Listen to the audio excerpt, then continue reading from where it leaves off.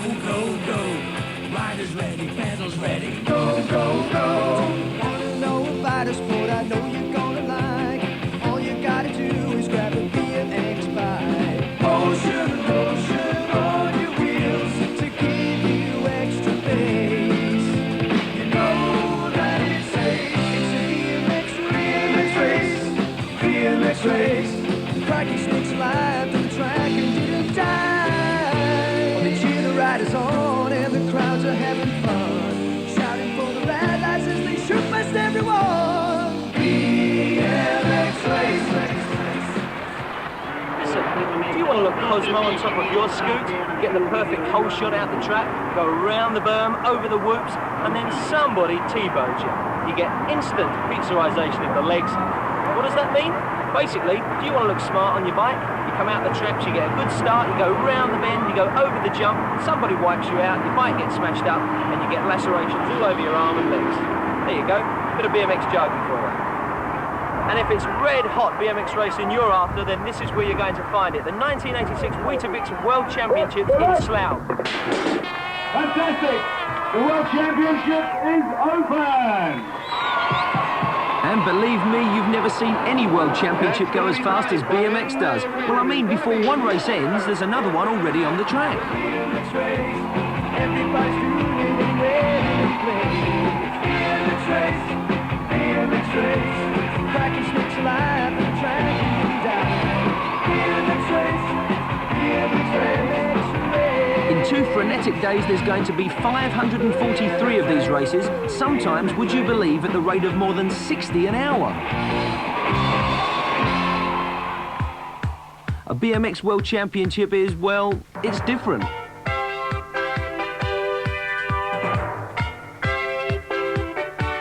I suppose it's a bit like what you might get if you cross the Olympics with a street party, and that's the fun of it, really. But all the same, this is a pretty big deal. 22 countries and nearly 1,400 riders coming in all shapes, sizes, styles and ages.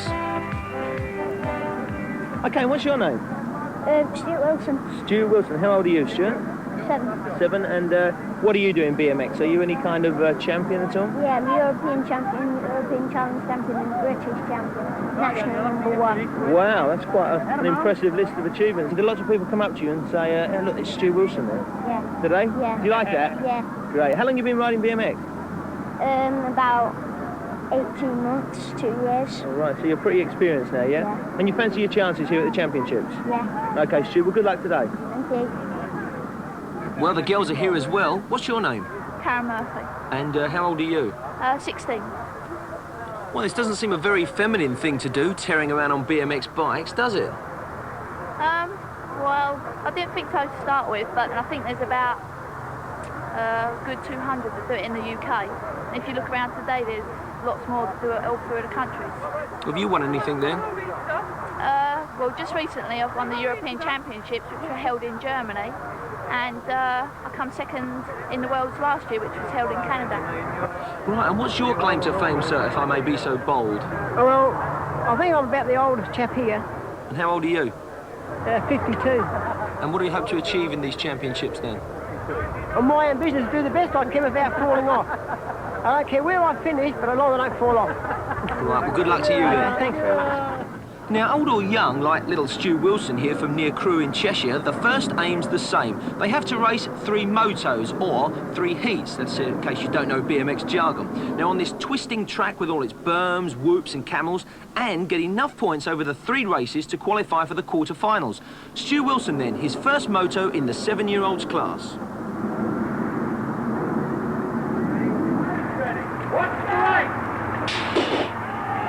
Well, Stu didn't get a good start or whole shot there, but he's really storming through now.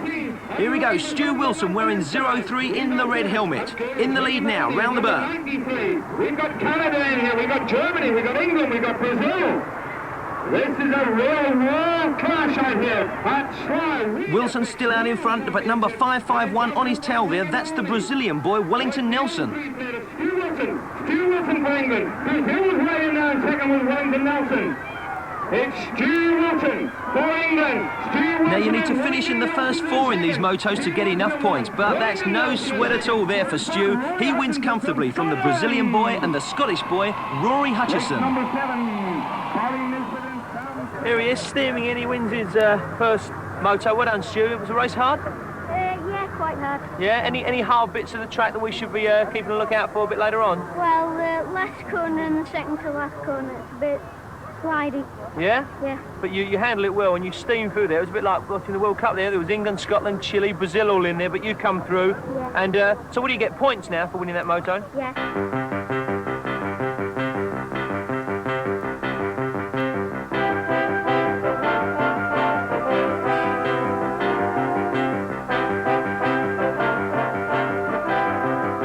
Now, the thing about your BMX meet, it's not a bit like Wimbledon. There's no strawberries and cream and champagne and stuff like that. It's more your sort of fish and chips and your cup of tea. It's really street-level stuff. But one thing they do, they make exceedingly good lollies.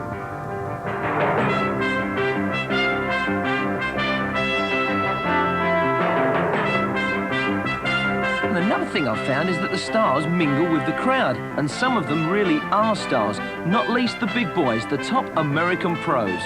You can't have a BMX World Championships without the legendary Hollywood Mike Miranda. Mike, welcome back. Thanks, it's great to be back again. Great. Now, very briefly then, give us a potted history of BMX biking from when it started right up to this 86 World Championship.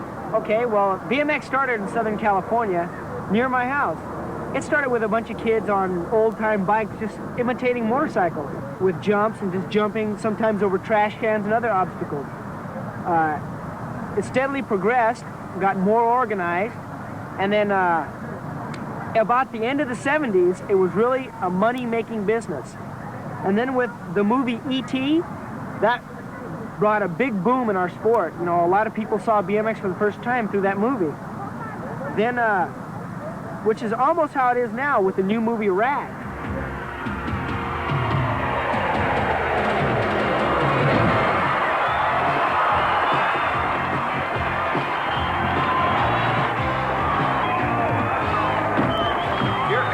Cliffhanger. Like in baseball here, you're either safe or you're out. Jones is on. Taylor is safe. The Reynolds twins barely making it. And Mike Miranda is out. Now, be honest here, do you see BMX taking a possible dive in popularity, much the same as skateboarding did in the early 80s? In our country, what happened was it grew at a steady rate, and then it leveled off. Now, when it leveled off, a lot of people thought, oh, it's going to go down. But just now in our country, it's starting to go back up again. So, and I think it's due to the movie. Well, this is Hollywood. It's a wipeout! But this is Slough.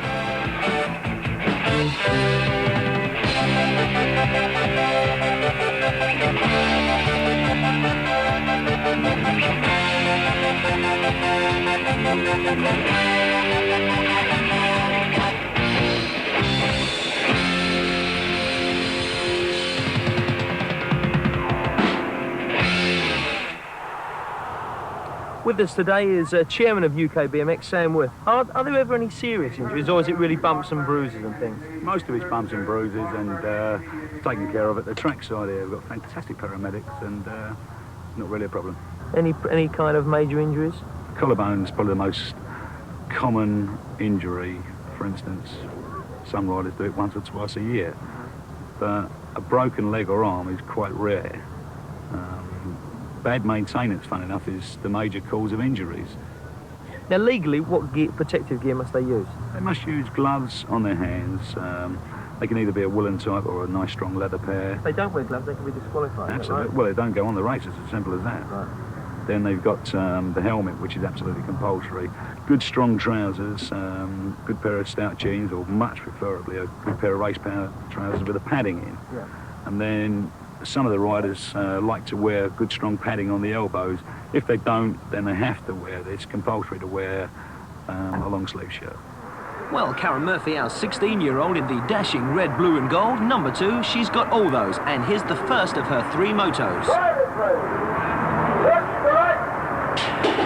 Go to 117, 16 plus girls again. That looks tight, but unlucky for some. Number 13, Ali Spelter. Not unlucky for her, because the Dutch rider's right in the lead.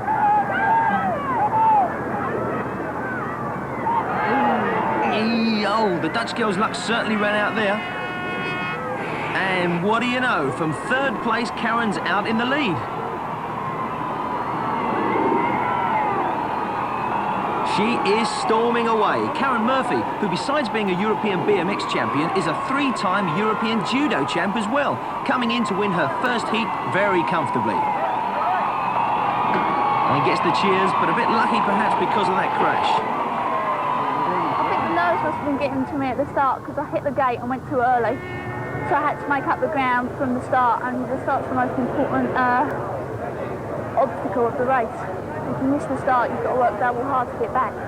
Which you did. Yeah. A little bit lucky when the Dutch girl crashed, do you think? Yes, it was. I thought I was going to fall off myself.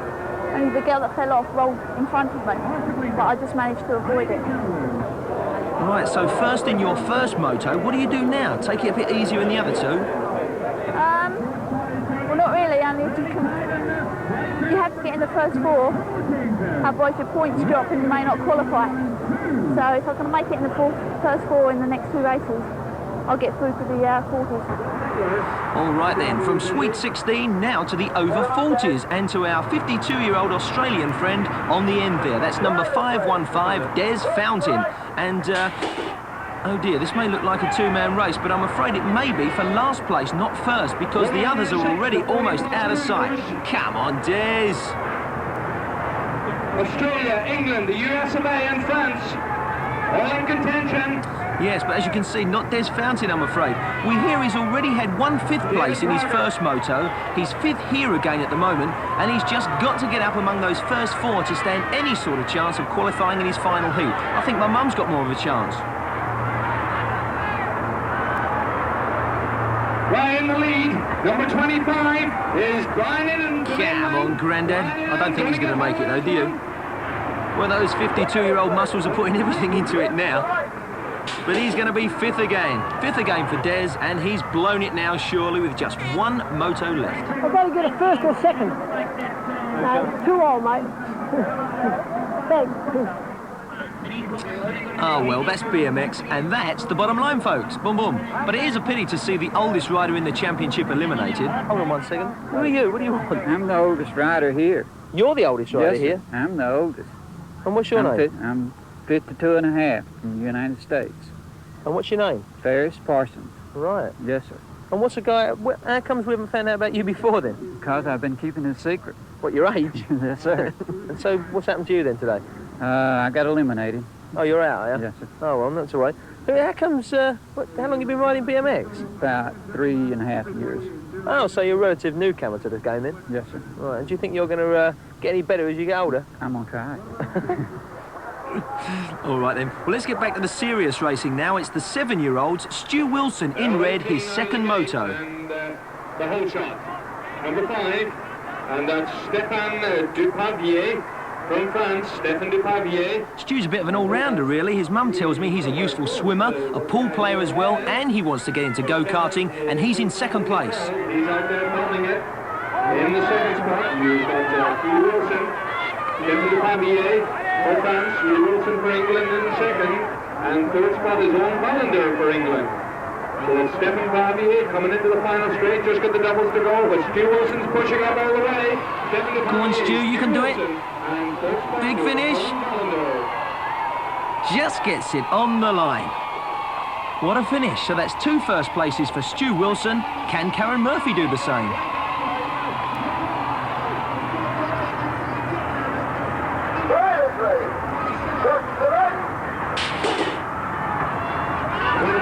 Underway, and I tell you what, this young lady got out of the gate is the least better there from Holland, and I tell you what, the ladies absolutely flying here today. Pretty cool weather. Well, again, Karen didn't get the whole shot there, but she went past the Dutch girl like a flash on that first straight. She's looking magnificent. That's Karen Murphy from England. Come on, you punks, listen to Karen Murphy. Give her a cheer this time. That's the way.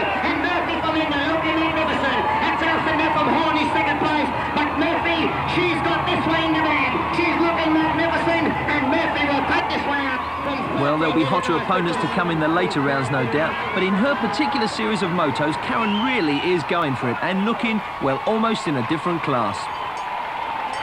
So, going well then, Karen Murphy virtually certain to qualify, and little Stu Wilson will probably do so as well.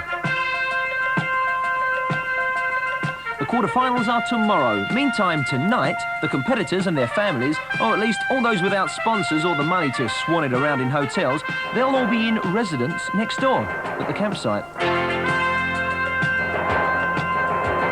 Hundreds of the original 1,400 riders are already eliminated. We now go into and through the quarters, then the semis, and then the finals. Young and old, pros as well as amateurs.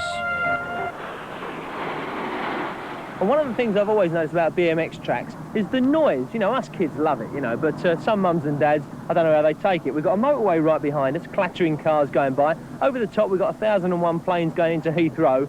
And believe me, can these announcers talk? Okay, the gate drop's taken away very quickly, and I tell you what, the pace is a cracker as they're going across the inside. He's breaking away. He's looking absolutely magnificent as he comes in towards the Winnipeg corner now. Do me wrong and do me right. Do me any way you like. Get right behind him. And look at the pace of this guy. The fellas are absolutely brilliant. He goes down across the east side, comes across there, and in across the east side. And it's Bob Corbett from the United States of America. And with a few minutes to go, puts the looking glasses down. That's all about his shouting. Corbett from the United States will take it away from 275 coming across down there. His young Ted there from Holland. As we go to event 98 in the starter's end, let him go. The gate drops, the ball stops, and the pace of the cracker on this stage. Well, we're almost ready for the quarterfinals, and can Stu Wilson on the far side in the red helmet qualify? Oh, he's in trouble there on the berm. Taking it real high around the first berm to see if he can get Paul. But boy, did he lose a lot of ground there. Went back to fifth. Stu wearing 03. He's fifth at the moment. He'll want to get into at least the first four. Good battle here. 5-5-1 in number 5. And he has. He's done it just. Nelson for Brazil. And Stefan Depardieu for France. Here he goes into the finishing straight. May get third. Go on, Stu. Nelson from Brazil first, Depardieu from France second, and Stu crosses absolutely level with the other English lad, Valenda. 2 wins already, but you come a cropper there. What happened? Well, just slipped the pedals going down that corner. And that took you, because you got a good shot out the gate, didn't you? Yeah, I was first out of the gate, but I just slipped the pedal and came in third. Right, but all importantly now, 2 wins and a third. Is that enough to take you through to the next round? Yeah. And you're pretty confident, yeah? Yeah. You're looking it anyway. Anyone you fancy going to cause you a bit of problems in the next round? Well, the French lad's quick, and so is the English lad, Jonathan Clark. But no one's going to stop old Stu? No. All right, well done. Well, we've just heard that the judges have placed Stu not third, but fourth. Very close. I must say, I still thought that Stu on this side was third. What do you think? Anyway, he still qualifies. Mum and Dad are here. It's Anne and Steve. And first of all, European champion at, what is he, 7? European champion at 6. At 6, but he was 7 last week, wasn't Yeah, he? his birthday was on Monday. You must be pretty proud of him. Has Stu attracted any sponsors at all? Yeah, 3 possibly for next season. Yeah. But we don't really want to get too many people involved because of perhaps undue pressure that could be put upon the child to ride well for a certain company. All right then, but he's obviously doing well in the World Championship. What, and this bit of paper here is what? What you got here? That's a list of the opposition for his quarter-final. And go on then, give us your honest opinion. Don't be biased, I would say it was tough. Well, the French lad that he had yesterday, and he beat Stuart in moto, so obviously he's fast. You've got the American champion, obviously very fast. You've got Tony Gillam from Slough here, obviously knows the track very well. A young lad named Nelson from Brazil. But good race. There are 2, 4, 7 guys up there. 4 guys will make it through to the semi-final. There's Stu Wilson, third from this end, wearing 03. He's walking around the whole track, 679 for the US Mr. Tony Gillam. The other rider in the red helmet with the spotted shirt, that's Tony Gillam, the local boy. He's second and Stu's on the outside in fourth and beginning to move up. If he goes down that straightaway, he's left those guys for dead. Stu Wilson's right up there. Donnie Dunstall, the American lad, storming away in the lead. Stu Wilson in 2. Stu Wilson slips back to 3. Tony Gillam there still in second place, and Stu Wilson, though, well behind in third. On his way home. Second spot, Tony Gillam. Third spot, Stu American boy first, Tony Gillam second, and then our Stu. I think you come third there, Stu, yeah? Yeah. Is that going to put you through or what? Yeah, it's put me through. And what are you two now, the semis? Yeah. So yeah, it's getting a bit serious now, eh? Well done, I bet you're well happy, aren't you? Right, give him a thumbs up. Well, the next quarter-finals, the 16 and over girls, and Karen Murphy, third from the far end in the now familiar red, blue and gold.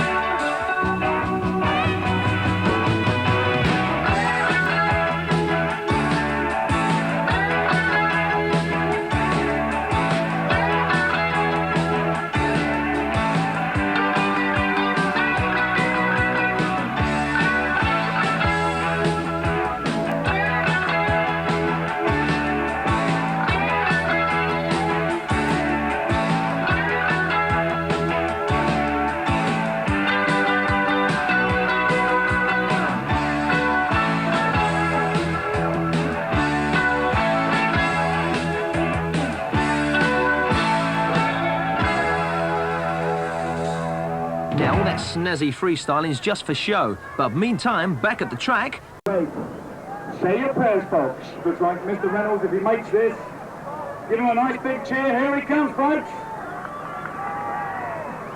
Yeah! Fantastic!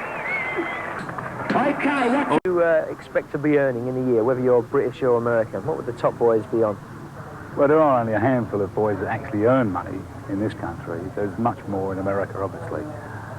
In England, I would have thought around about 10 to 12,000 pounds for absolute top-class professional.